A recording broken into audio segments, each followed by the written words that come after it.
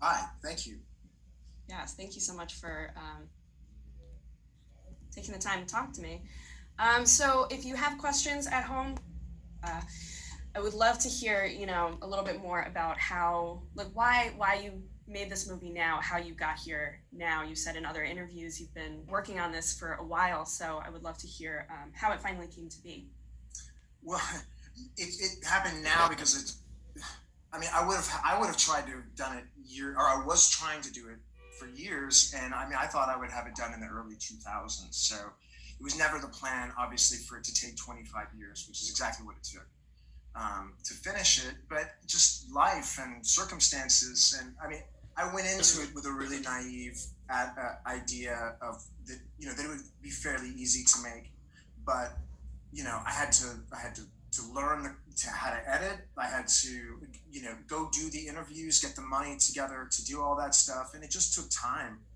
And then I realized I needed to maybe partner with somebody to help finish it out, and that went on for a number of years before I finally found a partner that was willing to let me have a meaningful role in my own film, because I just didn't have the experience as a director yet at that point.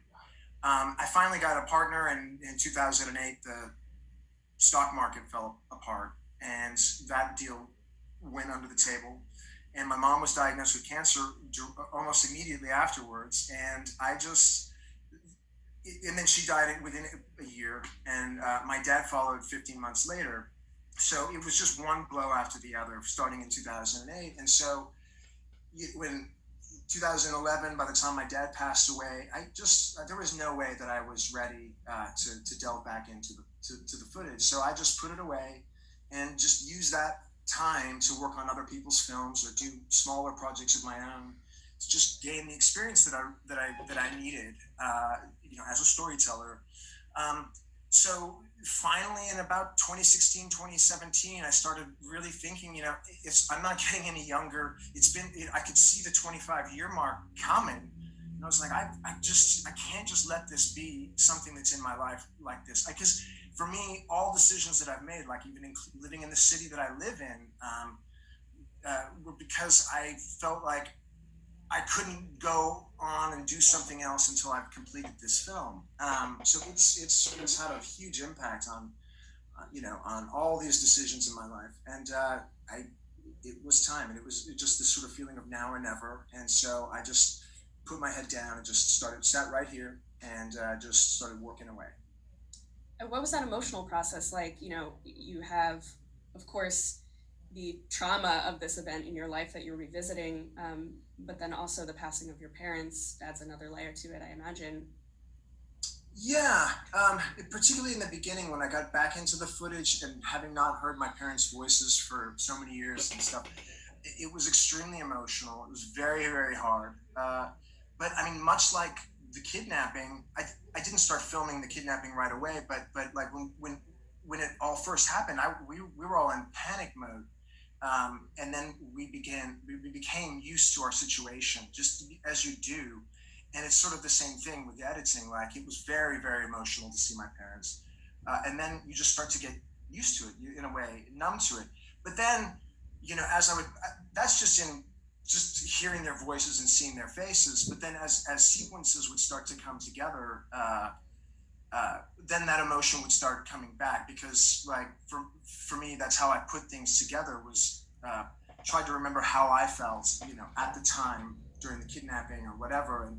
And so I would have, even though I got used to seeing them and hearing them, then when I would kind of complete some sort of piece of the film and I would see it, working together and music's going and all that, I yeah, I would relive it all over again. And if I didn't feel it 10 times more than what the audience feels when they're watching it, then it wasn't right, for me. So that was kind of the way I judge things.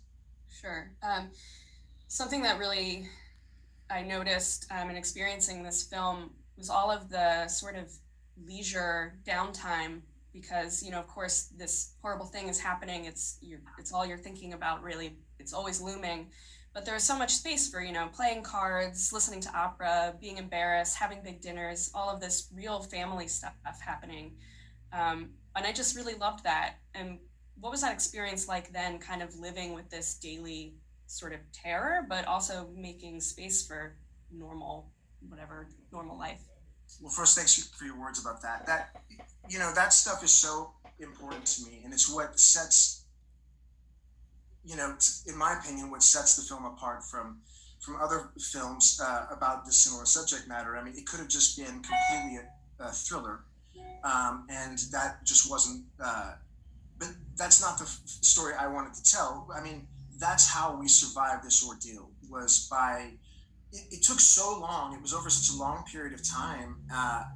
And it's hard to imagine that when you're watching something that's an hour and a half or an hour and 45 minutes long or whatever, because it's obviously so compact. But there was so much time that we just had to do things and have things to look forward to that were normal, that made our lives feel normal.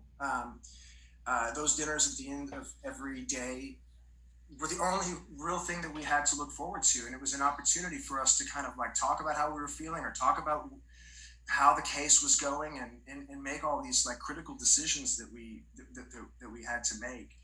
For me, it's the spirit of the film. It's not what most people would think about.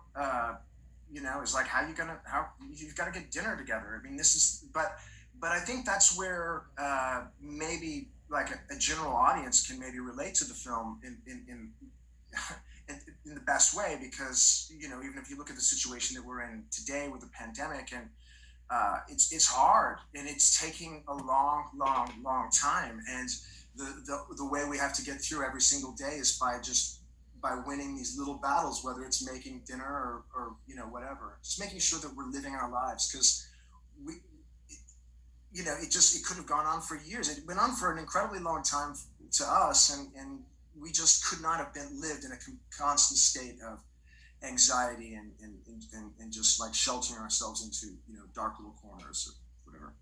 Sure.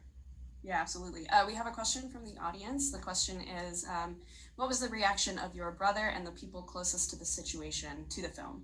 What was the reaction? So that's been an interesting process, because the film was originally intended to premiere in Tribeca, and it was my dream to get that team, the whole group together for the first time, well, in 25 years. I mean, we've seen various members of the team, but not everybody together as one. And nobody had seen it. And so to me, that was going to be the greatest like moment that, in those really dark moments of trying to make the film and like, am I ever going to get it done? It's like, I have to be there in the theater and see their faces when they see this event like that unfolded, that was so important in their lives. And here it is 25 years later. I didn't obviously get that opportunity with because of Tribeca, but it's been a little bit piecemeal. Some members haven't seen it, and some have. We did our international premiere in Oldenburg in Germany a few weeks ago, and the German family, well, actually just Claudia and Uli, the mom and dad, were able to be in the audience and watch it for the first time. And it was I was able to. They had a camera in the audience, and I was able to see their reactions afterwards. So it was the next best thing. But it was incredible. It was incredibly emotional. It's an emotional thing for everybody. And for them, I think most people immediately recognize as a family member what it meant for my dad or for my mom's husband to be kidnapped. But for people that were so close to us, like Robert, the negotiator, or the Griner family, when it was all over, they were traumatized as well. They didn't have as much to lose, but they were traumatized as well. And I don't think people just immediately understood just their connection to the story. And this film is living proof of what of the sacrifices that they made, to help us. And my brother, he saw it recently at a drive-in screening in Dallas. So his reaction was really interesting, very emotional. But there's still a bunch of the kids, the Grinders kids. They're waiting, and like they've made a pact. Like I'm okay with them seeing it. They're in this film, and Robert as well. He's waiting for an opportunity for me to be there with him. So we'll see how that goes. Oh, that's nice. Great. And another question we have here is, how has this experience informed your present life regarding life choices, family relationships as an adult? Uh, well, I mean, if anything, it makes me realize life's short. You've gotta make the most of the time you have. I mean, it just seems like it was a blink of an eye since that all happened, but it was a quarter of a century, and it's kind of weird to think about right now. I think overall, though, for me, it's funny. Like the little things sometimes still really get me, and I still don't have perspective on that. But it's the big things that ultimately, when people start panicking, I just take a deep breath and remember what we went through, and that's how I get through those sort of major things. It's just enable me to have a different outlook on how you can overcome major obstacles in your life. Hope that answers your question. Yeah, I think it does. And so I would love to ask you, the camera is right behind you. Can't help but notice. And you were telling me before we went live that all the tapes, right? Just this right here, this group of tapes right here. Yeah. Yeah, there's some of them are 2 hour long, so there's more material than that looks, but that's about 26 hours of footage, which as a as a kid, well, young adult, whatever I was, seemed like an amazing amount of footage. I couldn't believe how much I'd shot. But then in trying to put it together, and later as a professional cameraman and filmmaker, that's just scratching the surface of most of the things I do. I usually will shoot hundreds of hours of stuff now, or deal with hundreds of hours that other people have shot. Uh, so it's really an incredible ratio in terms of what actually ended up being in the film. It really wasn't all that much, and you would think, oh well, then you can get through it quickly, but it wasn't. It wasn't like that. There were so many small snippets, and we just had to try and figure out how to make it all kind of come together and seem seamless. It was not easy. Yeah, no, I was curious if there were any key moments that you perhaps kept out because it didn't quite fit into this quote unquote story of the movie. No, I mean, if anything was left out, it's because I didn't really shoot it, and that was probably the hardest thing. Was I didn't actually start filming for a number of months into the kidnapping. So there's a certain point in the film where it actually, the footage catches up to the story, if that makes any sense, and it almost plays a lot. It's a certain point that I always let my breath go, because I'm just once you're there, it's just happening. It's just happening in front of you. But to set the whole story up, particularly without having the footage from the very beginning, that was always the most difficult part of the film. And for me, the first 20 minutes of the film are always the most difficult to get through. And it's once you start getting through all that, I mean, there's all this information. There's so much information, and it's trying to find that balance of how much is enough, how, without going overboard, and keeping in mind how much time is going, is passing. But it was just to get everybody up to speed, so that once we're about 25 minutes or so into it, it's all sort of on autoplay, if that makes any sense. Yeah, absolutely. So I would love to hear more about the choice to have, voiceovers, and those interviews, but not having, talking heads. I think a lot of filmmakers might lean into that more. Not that that's a bad thing, but you clearly chose not to do that. So can you talk about that a little bit?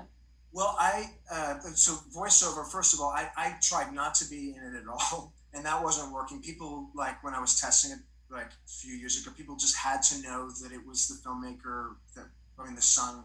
They had to know it was my perspective, is what I found. So I had to kind of be in it a little bit, but I tried to be in it as minimally as possible. And when I'm done, I'm like, whew, thank goodness, we can get on with this thing now. But as far as the voiceovers of the interviewees, that wasn't the original design. It's one of my favorite things about the film now. I'm so glad that that's the route that we took.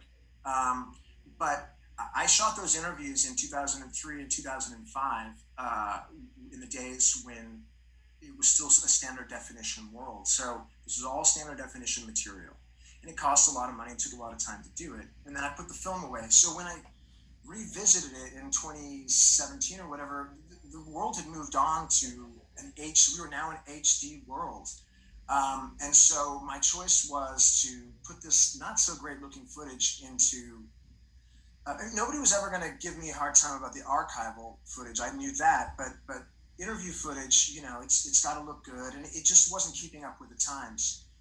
I didn't want to go back and make everybody relive all those details again. And so much time had passed, I just wasn't sure that I could get there again. But also, my mom had passed away, and so I obviously wasn't going to get another opportunity to shoot her. I'd also seen the movie Senna. I don't know if you've seen Senna. I have seen Senna. When I saw Senna, it was like a revelation to me. Because they had all this amazing footage, and it was just voice of his sister or voice of this newscaster, and they never cut to these talking heads. And I just thought it was the most immersive way to tell a documentary story that I could think of. But I was almost depressed, or actually was depressed after I saw it, because I just felt like I could never do something like that. I didn't even aspire to do it, but because I just couldn't imagine that I had enough footage to do it. But I had a producer who came on board in about 2017. He actually just came in as an editor. Like, I just wanted to show him where I was going with it and just get his notes. And he sort of became obsessed with it. And his name is Eric F. Martin. He's my producer. But one of the things that he, kept encouraging me to do was like, why don't you try covering up, more, to cover up more. And what I lost in terms of a look from my mom or from Claudia or whatever from this interview footage, I think I gained just in it being immersive itself. And that probably was a 6-month process in itself, just going through what I already had and just covering up the talking heads and finding the right shot and everything. And it was a big day when I finally got the film to play from beginning to end without a talking head. Yeah, I'm sure. Okay, we have a couple more questions from the audience. One is, how much of your dad's diary did you read? Well, I read it all. I have all the.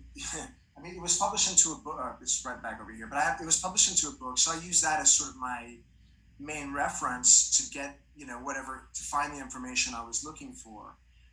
But then I actually have obviously the actual handwritten diaries, and then I would go and find these little snippets and then scan them and put them into the film. Originally I was going to try and his diaries were much more prominent and presented as diary, like it would say it was his diary, and there were much more complete captions, more about his experience. But we found that by going with this more cryptic idea, just little snippets of his diaries, like the audience wouldn't really necessarily know. Are those diaries? Are they his diaries? They seem like they are. How would they have gotten those diaries? And then it has this sort of reveal at the end, which became a lot more powerful by presenting the diaries in the way that we've done it in the film now. Right. Okay. Another question is, in these days, the FBI or a Chris Voss type of professional would be handling negotiations. Was that not available then? And why were you all out there on your own? Well, it's, these days, I don't even know if these days you would be, because we're in a foreign country. It's like the FBI doesn't have any jurisdiction in a country like that. Oscar was an FBI agent helping us. The only thing that they could do was help us in an advisory capacity, and officially the U.S. government, their stance is that they don't negotiate with terrorists. So there was technically there was no way that they could do that for us anyway. And we lived overseas all of our lives, so we were, that made sense to us right away. Like, you can't rely on the U.S. government when you're living in Colombia. The U.S. government, they don't control things there. So that was the main thing, and the reason why we were so on our own was it was Colombia in a very volatile period of their history, and people would kill you for a lot less than that ransom money that we were transferring across town. So everything had to be kept, under wraps as much as possible, and that's why we were on our own. The government knew what we were doing, but only just to the level that we had to let them know. Everything else we kept under wraps. Right. And then the final one we have here is, was this event sort of a looming presence in your lives, or were you able to get back to feeling normal at some point? I think that's implying post, like once your father was returned. Well, no, it it it completely changed the course of everybody's lives. I mean, my parents in particular, my dad, came out of it alive, but he had a whole different. He had to rebuild his career from kind of from scratch in a way, um, and they had planned. My parents had planned on living overseas for maybe another decade or so, but they found themselves back in the U.S. just trying to figure out what to do. I think my dad really did well as somebody who went through that kind of experience could have. He had been a soldier in Vietnam and had learned a lot from PTSD and all that experiences that he had then.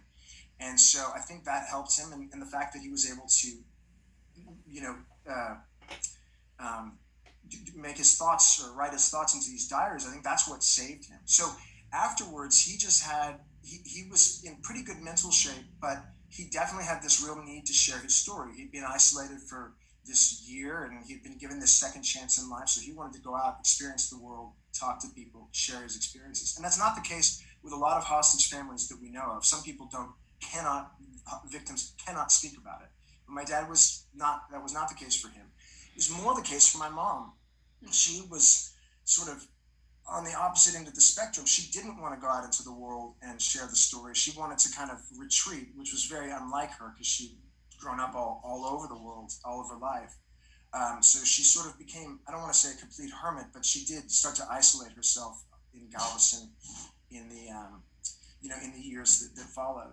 And for me, I mean, I think me and for my brother, I think we're both fairly normal and we're able to maintain fairly normal lives. But I can't say that spending, having this looming 25-year thing over your shoulders is exactly normal. I obviously have this real need to get it off my chest. And now I'm only just now entering into this whole new phase of it slowly making its way out into the world.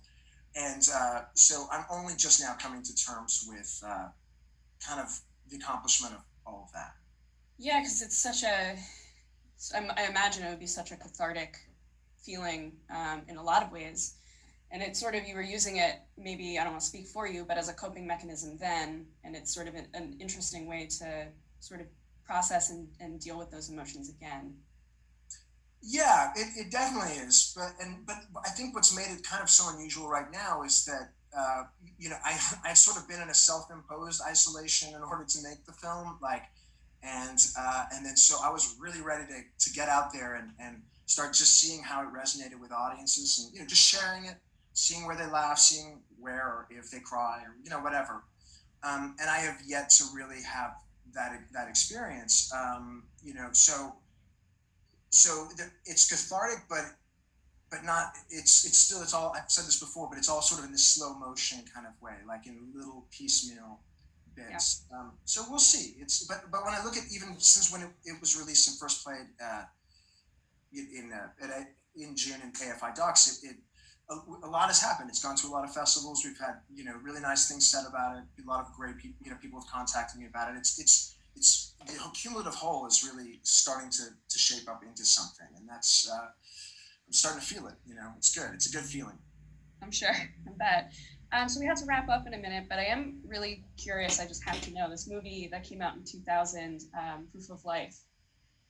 What was that like for you to have that kind of be created based on your own family, your own life?